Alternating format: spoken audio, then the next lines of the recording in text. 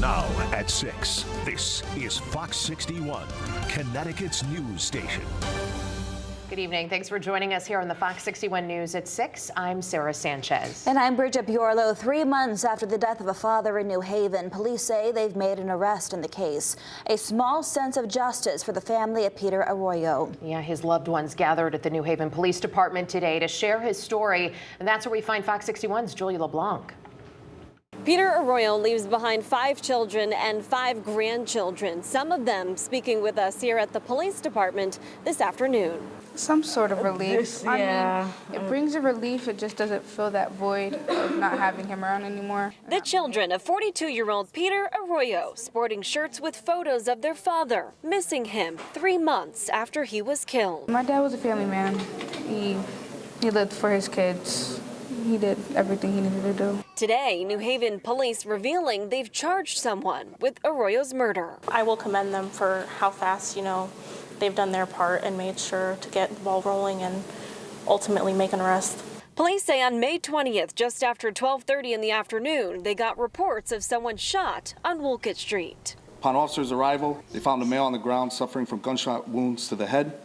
The male was later identified as Peter A Royo. A Royo died at the hospital as police searched for surveillance video, which did catch the whole incident on camera. Police say it shows 29-year-old Jaquarius Carter, dressed in all black, walking up to a group of people, including A Royo. Carter is then seen on surveillance retrieving a firearm from his waistband and discharging several gunshots, one ultimately striking A Royo, causing him to fall to the ground immediately. After the incident, police found out Carter, who was on parole at the time of the shooting, ran away to Georgia.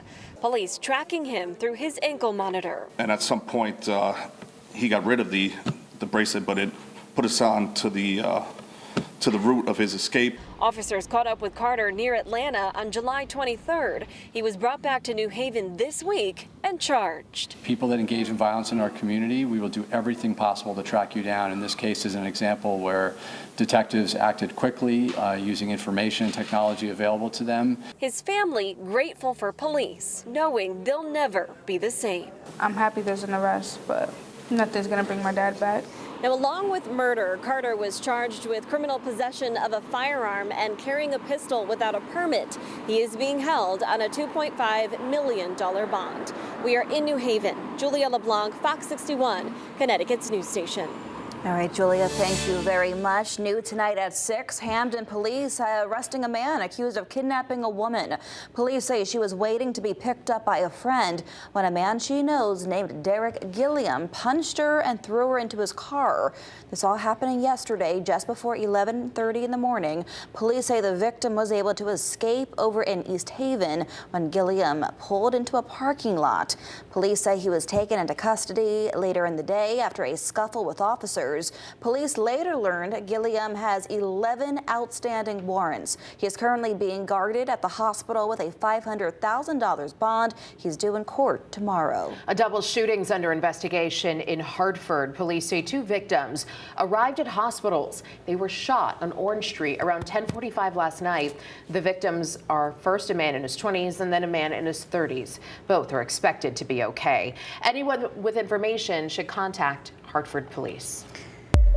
Well, time now for a check on the weather. I don't know about you, but this is the kind of day you kind of run to avoid the rain. Run to the car. What do you know about my trip to the post office today? I look crazy because it just started raining right when I had to go in. Meteorologist Ryan Breton here with a check of the forecast. Still showers out there right now, Ryan? Yeah, there are some showers out there now, but you're absolutely right. I got caught in one of those downpours today, and it seemed like you never really knew when they were going to come and go, right? Tropical depression now, Debbie, meaning the wind speeds have come down a little bit, moving through the southeast, and it's going to continue to kind of hang out in that general region through tonight. But tomorrow, its forward speed starts going up, which bodes well for us. It's just going to fly through the northeast. It's leftover moisture tomorrow night into early Saturday. And if it were to slow down, then our weekend would be a problem. But fortunately, its fast movement means it'll be in pretty good shape for the weekend. So tomorrow, I think it's kind of a repeat of today during the day in the sense that we'll have showers that come and go. But a big difference will be the humidity. Not too humid out there now, but it will be very humid tomorrow,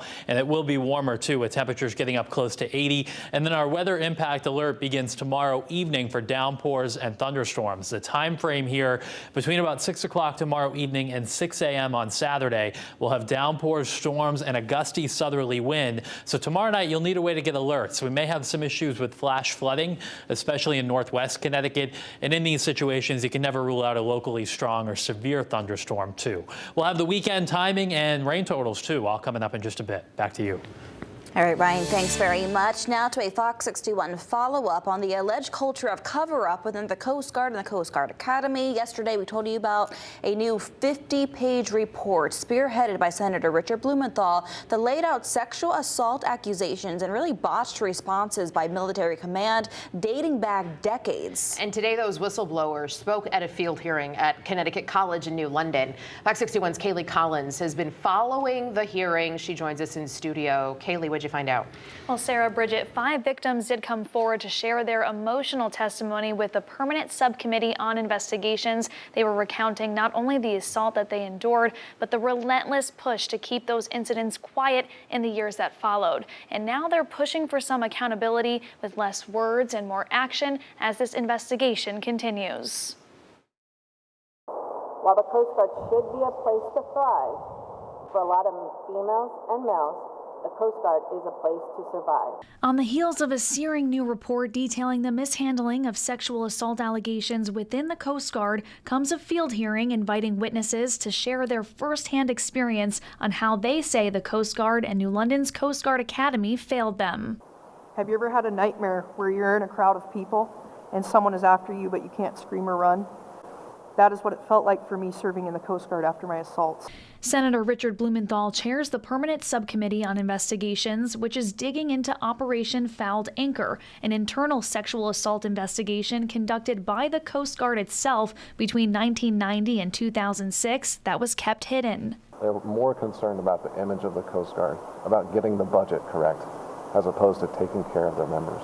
Witnesses told the subcommittee that allegations of sexual harassment and assault were handled improperly on countless occasions, with the accused often transferred, offered retirement, or in some cases even moved up the ranks. Members that assaulted and harassed others and were protected are still in the Coast Guard today.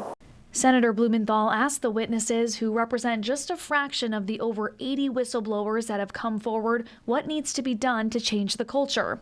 They emphasized the need for accountability, pushing for perpetrators to be named, third-party reporting options, and leaders who condone this cover-up culture to be weeded out. My cries and pleas to be seen and heard did not fall upon deaf ears, but weak leaders. Though the Coast Guard has cooperated with the investigation and made policy changes when it comes to sexual assault training and reporting, survivors say it doesn't go far enough. I think my sexual harassment report would have been taken serious today, only because I'm under a different command. Words are not enough to fix it. Action actually has to be taken. The underlying trust issues throughout the service. If we don't address that, all the other policies and changes and all the money we put into these efforts is going to be for waste. Now, Senator Blumenthal vows that the subcommittee's investigation will move forward with a sense of urgency. The record remains open for the next 15 days for those witnesses to provide some further comment if they so desire, and for committee members to ask some additional questions as well. In studio tonight, Kaylee Collins, Fox 61, Connecticut's news station. All right, Kaylee, thank you very much. We know you'll stay on the story. A reward now being offered for information about a dog found emaciated in Stratford. The dog, named Ember, was found so weak she could barely walk. You see her right here. Desmond's Army is now offering a $5,000 reward for anyone who helps lead to an arrest. Anyone with any information should call the Stratford Animal Control when you can. The XL Center is now on track for a long overdue renovation. The State Bond Commission just approved $118 million for years of improvements. Current plans include seating upgrades, added capacity in the front of the stage area, and improvements to the concourse and artist facilities. The XL Center first opened in 1975. Well, if you have the stomach to look at your power bill this month, it may have made you sick. Because a lot of people are talking about this. Yeah, it's high, but why is it so high? And is anyone doing anything about it? Fox 61's Matt Caron took a deep dive into both the politics and the pocketbook of the issue. Sticker shock, public complaints, and now political outrage. But will anything change? Call us into special session now. This is an emergency. Legislature's coming into session in 6 months. Here's why your electric bill is so high. The standard service rate that you pay per kilowatt hour for the amount of electricity you use gets adjusted twice per year. In July, that rate went down. But the cost to generate that energy, which in Connecticut is 40% nuclear derived, has gone up due to a state contract signed years ago. I'm hopeful that by next May, this all resolves itself. It saved us a lot of money a couple of years ago. It's costing us money today. That accounts for about 80% of the increase to your bill. The other 20% comes from what's called a public benefits charge. Essentially, a series of fees tacked on to make the grid more reliable and green, but it also forces you to pay the electric bills of the people who couldn't pay during COVID. We wanted to protect the consumers in the state of Connecticut that could least afford it. That always has an impact, of course, on every other ratepayer. Think of it like going to dinner and making everyone in the restaurant pay for you. That's unacceptable. No one in that restaurant expected that. No one asked for that. No one had any input to that. They're just being told, you're buying. So now the pressing question, is anyone trying to help you? Republicans are saying, we told you so. We told the majority in the legislature that we had to do something then. Democrats are saying there's no money. We have a very tight budget right now. There's no surplus.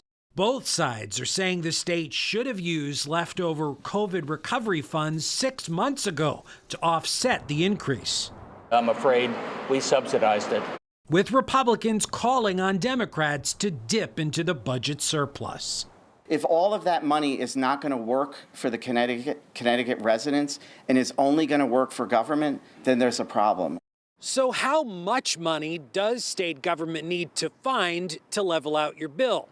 The answer, $200 million, and that is just a short-term fix.